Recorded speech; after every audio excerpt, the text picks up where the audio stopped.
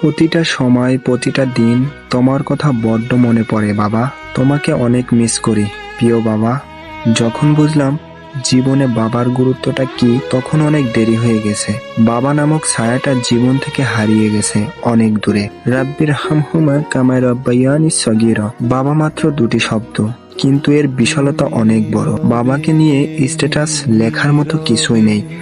বাবা নিজেই একজন স্ট্যাটাসের ভান্ডার। বাবা হলেন তৃপ্তি, রোদের শীতলতা ছায়া, পৃথিবীর বুকে সৃষ্টিকর্তার সৃষ্টির অনন্য এক উদাহরণ। আমাদের জন্মের পর থেকেই নিঃস্বার্থভাবে যিনি আমাদের সকল চাহিদা পূরণ করতে থাকেন, সেই নিঃস্বার্থ বাবাকে নিয়ে বলার মতো কোনো উদাহরণ পৃথিবীতে আছে বলে মনে হয় না।